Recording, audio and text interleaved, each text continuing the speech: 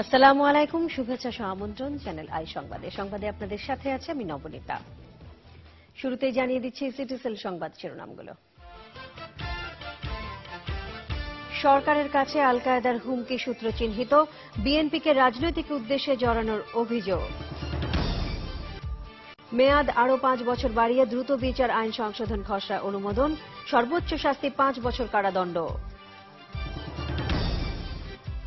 উপজেলা নির্বাচনের নিরাপত্তায় সেনাবাহিনী মোতায়েন, আর মাত্র একদিন পরই 97 উপজেলায় ভোট গ্রহণ। এবং ক্যাচ মিসের প্রদর্শনীর পর ব্যাটিং ব্যর্থতায় হাতছাড়া জয়ের সহজ সুযোগ, ভক্তদের সঙ্গে টিম টাইগার্সও চরম হতাশ। শুনছিলেন শিরোনাম, এবারে পুরো সংবাদ। প্রধানমন্ত্রীর নিরাপত্তা বিষয়ক উপদেষ্টা অবসরপ্রাপ্ত মেজর জেনারেল তারিক আহমেদ সিদ্দিকী বলেছেন, আল কায়েদার হুমকি কোন দেশ থেকে এসেছে তার সূত্র চিহ্নিত করেছে সরকার। বঙ্গোপসাগরে বাংলাদেশ নৌবাহিনীর বার্ষিক নৌ মহড়া অনুষ্ঠানে সাংবাদিকদের প্রশ্নের জবাবে তিনি আরও বলেন, এই হুমকি আল কায়েদা দিয়েছে কিনা তাও খতিয়ে দেখা হচ্ছে। এদেশে কোন সন্ত্রাসীকে প্রশ্রয় দেওয়া হবে না বলেও সতর্ক করেছেন তারিক আহমেদ সিদ্দিকী। আল কায়েদার নামে প্রচারিত ভিডিও বার্তার পর প্রধানমন্ত্রীর নিরাপত্তা আরও জোরদার করা হয়েছে বলেও জানান তিনি।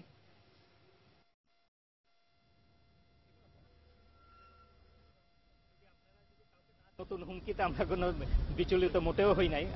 আমাকে জিজ্ঞেস করলে পার্সোনালি এই হুমকি সবসময় আছে। ইলেকট্রনিক হুমকির বিরুদ্ধে তো ইলেকট্রনিক এই মেজার নেওয়া মানে আমরা যেমন বিটিআর স্মৃতিকটা বন্ধ করে দিয়েছি, এটা একমাত্র। এছাড়া তো আসলে যেটা বললাম, হুমকি কিন্তু আছেই, দেখ আর না দেখ হুমকি, ওইটা এই জন্য আমরা সবসময় উই আর অলওয়েজ প্রিপেয়ার। এটা ট্রেস করা খুব মুশকিল, তবে চেষ্টা চালানো হচ্ছে। মানে এটার কোথা থেকে এটা ট্রান্সমিট করেছে ওটা পাওয়া গিয়েছে, বাট কে করেছে ওটা পাওয়া যায়নি আর কি। স্বরাষ্ট্র প্রতিমন্ত্রী বলেছেন, বাংলাদেশের মানুষ ধর্মভীরু হলেও ধর্মান্ধ নয়, তাই আন্তর্জাতিক জঙ্গি সংগঠনের নামে উস্কানিমূলক ভিডিও বার্তায় তারা কোনো জঙ্গিদের আশ্রয় প্রশ্রয় দেবে না। ওই বার্তা প্রচারের সঙ্গে কারা জড়িত তাদেরও খুঁজে বের করার চেষ্টা চলছে বলে জানিয়েছেন তিনি। এনামুল কবির রূপমের রিপোর্ট। আন্তর্জাতিক জঙ্গি সংগঠন আল কায়েদার নামে বাংলাদেশের ধর্মভীরু মানুষদের প্রতি উস্কানিমূলক ভিডিও বার্তা ছড়ানো হয় ইউটিউবে।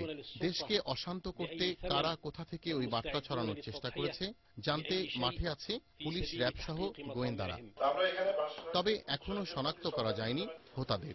স্বরাষ্ট্র মন্ত্রণালয়ের সম্মেলন কক্ষে পুলিশ, র্যাব, বিজিবি সহ আইন শৃঙ্খলা বাহিনীর শীর্ষ কর্মকর্তাদের রুদ্ধদ্বার নিরাপত্তা বৈঠক। বৈঠকের পর আল কায়েদার উস্কানি ব্যাপারে সাংবাদিকদের প্রশ্নের জবাব দেন স্বরাষ্ট্র প্রতিমন্ত্রী।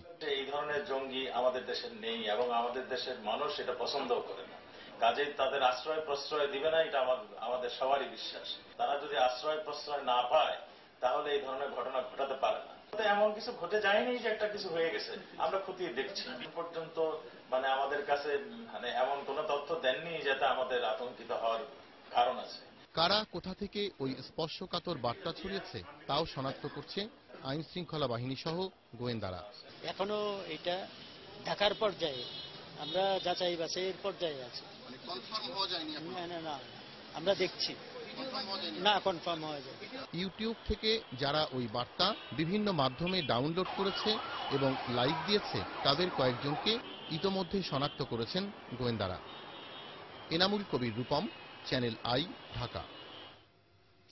বিএনপি বলেছে, বাংলাদেশ নিয়ে আল কায়েদার শীর্ষ নেতার কথিত অডিও বার্তার সঙ্গে তাদের জড়িয়ে সরকারি দলের অভিযোগ অযৌক্তিক, হাস্যকর এবং রাজনৈতিক উদ্দেশ্য প্রণোদিত। বিএনপি মনে করে, সরকারের বিরুদ্ধে চলে যাওয়া যুক্তরাষ্ট্র সহ আন্তর্জাতিক বিশ্বকে কাছে টানতে এই অপকৌশল ফেঁদেছে সরকারি দল এবং তাদের জোটের কতিপয় নেতা। চকর মালিকার রিপোর্ট। আল কায়েদার শীর্ষ নেতার কথিত অডিও বার্তা নিয়ে সংসদের ভেতরে এবং বাইরে এর সঙ্গে বিএনপিকে জড়িয়ে বক্তব্য দিয়েছেন সরকারের দায়িত্বশীল মন্ত্রী ও সরকারি দলের নেতারা। এমনকি কথা বলেছেন সরকারি জোটের অন্য নেতারাও। এসব বক্তব্যের আনুষ্ঠানিক প্রতিবাদ জানিয়েছে বিএনপি। স্বাস্থ্যমন্ত্রী মোহাম্মদ নাসিম বলেছেন, ভিডিও বার্তাটি এদেশের আল কায়েদা দিয়েছে নাকি ওই আল কায়েদা দিয়েছে তা বের করতে হবে। সরকারের পররাষ্ট্র মন্ত্রণালয় এখনো ভিডিও বার্তাটি সঠিক কিনা সে সম্পর্কে নিশ্চিত নয়। কৃষিমন্ত্রী মতিয়া চৌধুরী বলেছেন, জাওয়াহিরি বিএনপি জামাত তত্ত্বাবধানে দেশে 3 বার এসেছেন। আন্তর্জাতিক জঙ্গি সংগঠনের প্রধান নেতা জাওয়াহিরির মতো একজন ব্যক্তি একবার দুইবার নয় 3-3বার বাংলাদেশে সফর করলেন, অথচ বিশ্বের কোন মিডিয়া কিংবা দেশ বিদেশের কোন গুপ্তচর সংস্থা তা জানতেই পারল না। এটা কে বিশ্বাস করবে? প্রধান প্রতিপক্ষ বিএনপিকে জড়িয়ে এমন সব কথা বলছেন যা শুধু অযৌক্তিক ও মিথ্যা নয়, হাস্যকর বটে।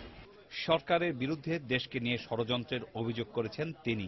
প্রার্থী, ভোটার ও ভোটবিহীন নির্বাচন প্রশাসনকে গোটা গণতান্ত্রিক বিশ্ব প্রত্যাখ্যান করায় আল কায়েদার হুমকির কথা বলে মার্কিন যুক্তরাষ্ট্রকে পক্ষে টানাই যে ক্ষমতাসীনদের মূল উদ্দেশ্য, এটা আর গোপন থাকলো না।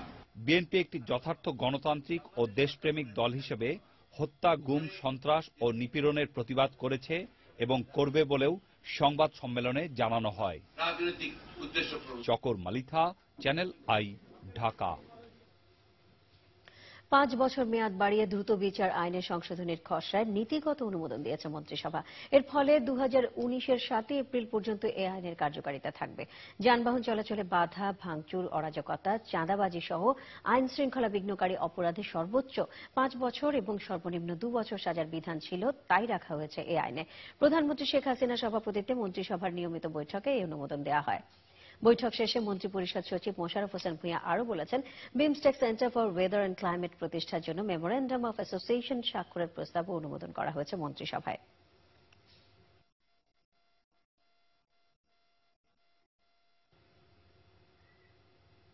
প্রথম দফায় দেশের 97টি উপজেলায় ভোট উৎসবের আর মাত্র একদিন বাকি। সকালেই ওই সব এলাকায় সেনাবাহিনী ও বিজিবি মোতায়েন করা হয়েছে। নির্বাচন কমিশন থেকে নির্বাচন সামগ্রীও পাঠানো শুরু হয়েছে। জাতীয় নির্বাচনে ভোট দিতে না পারার দুঃখ পুষিয়ে নিতে অপেক্ষায় গ্রামগঞ্জের ভোটাররা। মনির হোসেনের তোলা ছবিতে সোমা ইসলামের রিপোর্টে বিস্তারিত। জাতীয় সংসদ নির্বাচনের 1.5 মাস পরই 5 ধাপে হতে যাচ্ছে উপজেলা নির্বাচন।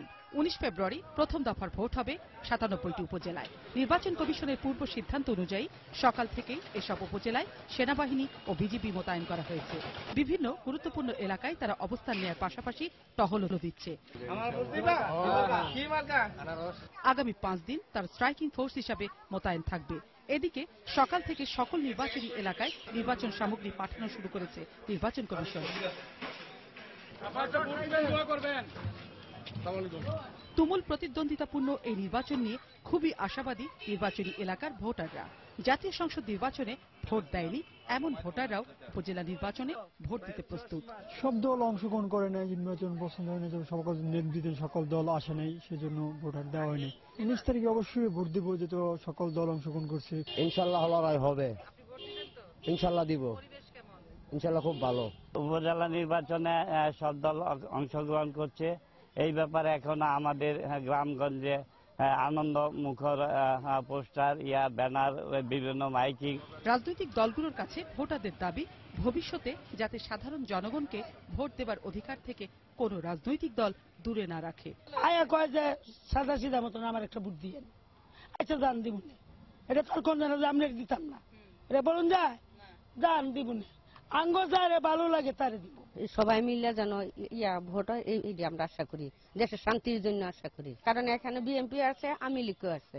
বিএনপি আসেনি, আওয়ামী লীগরা এককভাবে নির্বাচন করেছে, তখন ছিল মনের মধ্যে অনেক ভয় ছিল, যদি ভোট দিতে গেলে কোনো একটা অ্যাক্সিডেন্ট হয় বা কিছু হয়, রিস্ক কে নিবে, খালেদা না হাসিনা, কে নিবে? উপজেলাতে ভয় নাই, কারণ দুই দলই একত্রিত হচ্ছে।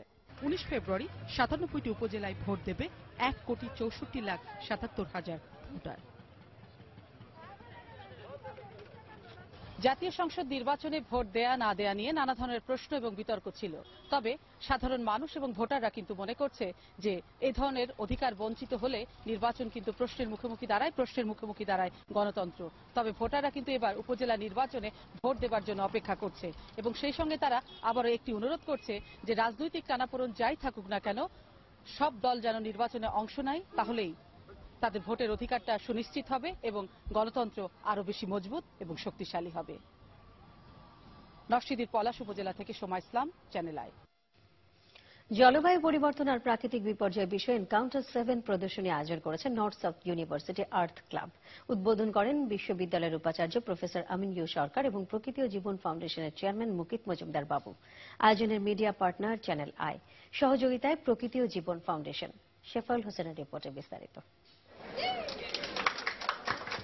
নগরায়নের আর শিল্পায়নের অসামান্য গতির কারণে 2050 সাল নাগাদ বিশ্বের চিত্র কেমন হতে যাচ্ছে তা তুলে ধরতে নর্থ সাউথ ইউনিভার্সিটি আর্টস ক্লাবের এই আয়োজন। ত্রিমাত্রিক প্রদর্শনীর মাধ্যমে আগামী দিনগুলোতে বিশ্বের প্রতি আসন্ন হুমকি আর তা থেকে পরিত্রাণের উপায়গুলো জানানো হয়। সকালে প্রদর্শনীর উদ্বোধন শেষে আমন্ত্রিত অতিথিরা তরুণদের এমন উদ্যোগকে স্বাগত জানান। We need to make sure the development is sustainable. So the main theme of this particular event is just to demonstrate that development is required, but this development should include the environmental dimensions. Otherwise, we will be ended up with distractions and our civilization would be destroyed. It was fabulous, and it was the way you did it. It shows your creativity, your imagination, and the reflection of your thoughts regarding how this earth, our mother home, will look like in 2050. Want to thank Channel I and Mukit Bhai and his group for supporting these kind of activities and making a great awareness in Bangladesh. Only less than 10% of our forest land, of our national area, of our country's land is under forest cover, and that civilization নষ্ট হয়েছে, ধ্বংস হয়ে গেছে। তারা কিন্তু নানাভাবে ধ্বংস হয়েছে কিন্তু তাদেরই কর্মকাণ্ডের জন্য। এখনো আমাদের বাংলাদেশের যে লিটারেসি যে পরিমাণ কম, তাতে কিন্তু আমরা কিন্তু খালি আইন দিয়ে সবকিছু রক্ষা করতে পারবো না। আমরা কিন্তু আমাদের নিজেদের উদ্যোগ দিয়ে তাদের বুঝিয়ে দিতে হবে যে আমরা কিন্তু এই প্রকৃতি পরিবেশ এটা থেকে যদি রক্ষা না করতে পারি একসময় কিন্তু আমরাও হারিয়ে যাব। নর্থ সাউথ ইউনিভার্সিটিতে প্রদর্শনী চলবে 19 ফেব্রুয়ারি পর্যন্ত। Shefaul Hossain, channel i, Dhaka. এবারে ভাষার মাস ফেব্রুয়ারি।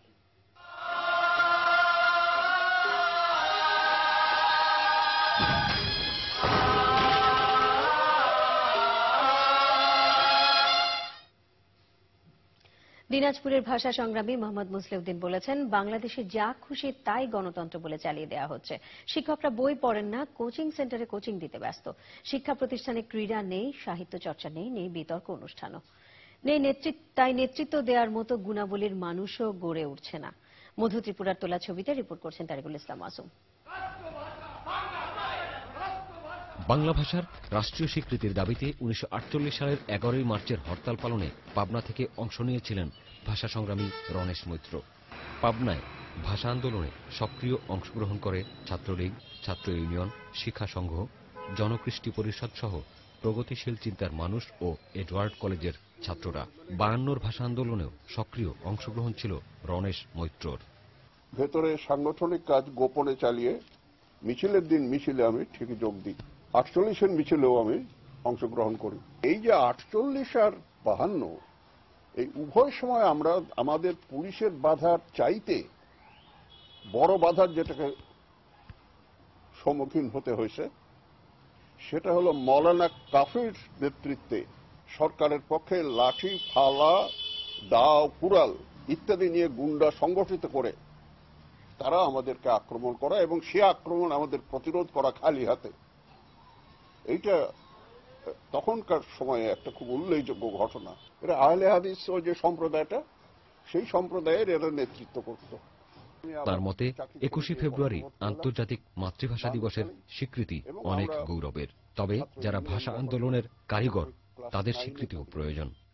আমরা যারা কর্মী হিসেবে কাজ করেছি, আমরা যারা নেতৃত্ব দিয়েছি, তাদের জন্য অত্যন্ত গর্বের বিষয় যে এইটা 21 ফেব্রুয়ারি আন্তর্জাতিক মাতৃভাষা দিবস হিসেবে ঘোষণা করা হয়েছে ইউনেস্কোর তরফ থেকে।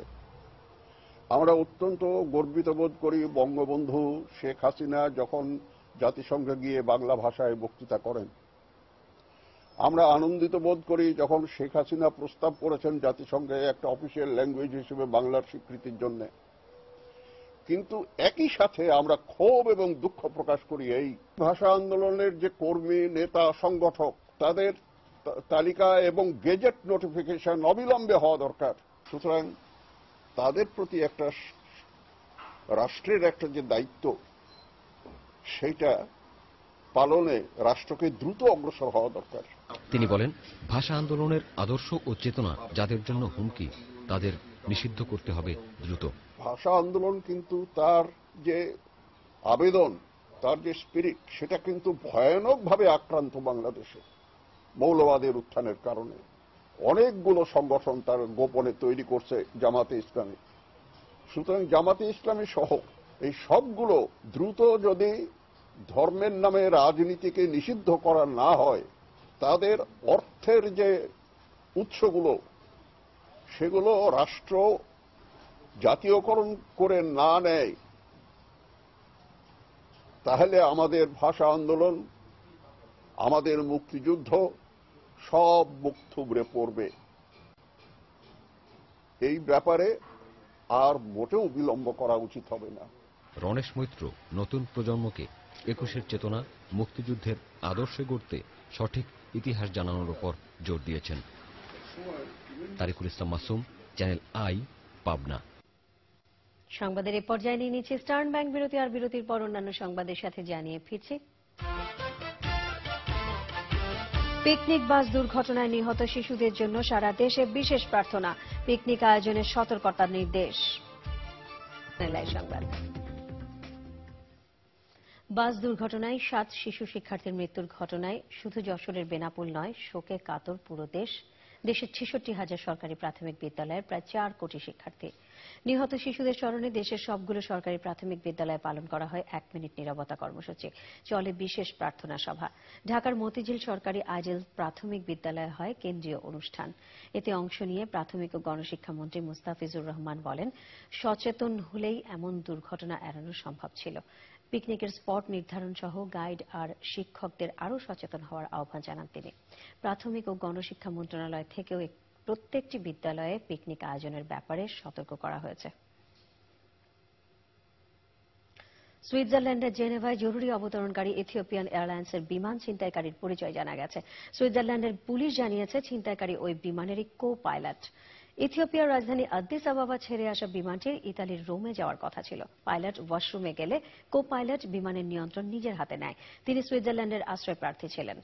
জেনেভায় জ্বালানির জন্য অবতরণ করে পুলিশের কাছে আত্মসমর্পণ করেন। কিছুক্ষণের জন্য জেনেভা বিমানবন্দর বন্ধ থাকলেও আবার তা খুলে দেওয়া হয়েছে। ওদিকে নেপালের অর্ঘকাঞ্চিতে নিখোঁজ হওয়া বিমানটি 18 আরোহীর মৃতদেহ সহ উদ্ধার করা হয়েছে।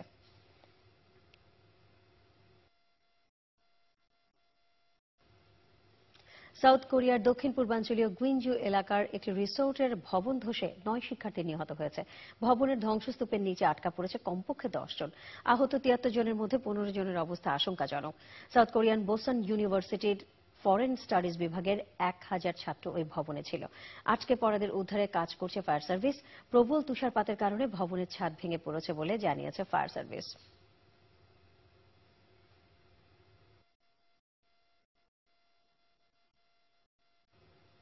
এবারে কৃষি সংবাদ।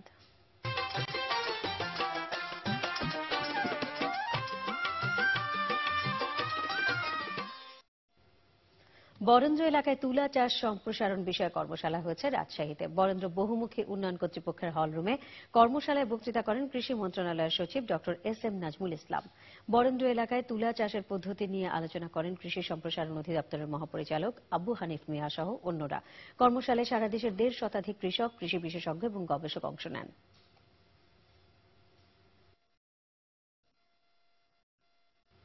পপুলার লাইফ ইন্স্যুরেন্স বাণিজ্য সংবাদ।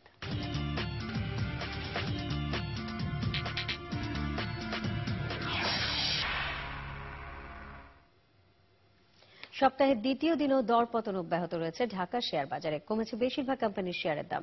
দিন শেষে DSEX সূচক 29 পয়েন্ট কমে দাঁড়ায় 4684 পয়েন্টে। হাত বদল হয়েছে 344 কোটি 6 লাখ টাকার শেয়ার ও মিউচুয়াল ফান্ড। এর মধ্যে দাম বেড়েছে 98টির, কমেছে 158টির এবং অপরিবর্তিত রয়েছে 36টি কোম্পানির শেয়ারের দাম। এবারে জানিয়ে দিচ্ছি বৈদেশিক মুদ্রার বিনিময় হারের খবর। মার্কিন ডলার 78 টাকা 40 পয়সা, ব্রিটিশ পাউন্ড 131 টাকা 90 পয়সা, ইউরো 160 টাকা 96 পয়সা, অস্ট্রেলিয়ান ডলার 71 টাকা 31 পয়সা, সিঙ্গাপুর ডলার 62 টাকা 52 পয়সা, মালয়েশিয়ান রিঙ্গিট 23 টাকা 91 পয়সা, UAE দিরহাম 21 টাকা 43 পয়সা, কুয়েতি দিনার 279 টাকা 85 পয়সা, সৌদি রিয়াল 20 টাকা 99 পয়সা। এবারে গ্রামীণ ফোন খেলার খবর।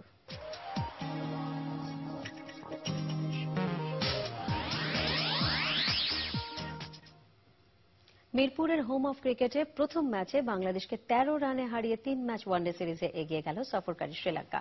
লো স্কোরিং ম্যাচে শ্রীলঙ্কার দিয়ে 181 রানের টার্গেটে ব্যাট করতে নামা বাংলাদেশ 87 রানে হারিয়েছে শেষ 8 উইকেট। ব্যাটিং ব্যর্থতার আগে টাইগারদের ক্যাচ ফসকানোর প্রদর্শনীতে শ্রীলঙ্কার টেল এন্ডাররা জড়ো করেন ফাইটিং টোটাল। টাইগার ভক্তদের জন্য হতাশার এই ম্যাচের বিস্তারিত জানাচ্ছেন সাইদুর রহমান শামীম।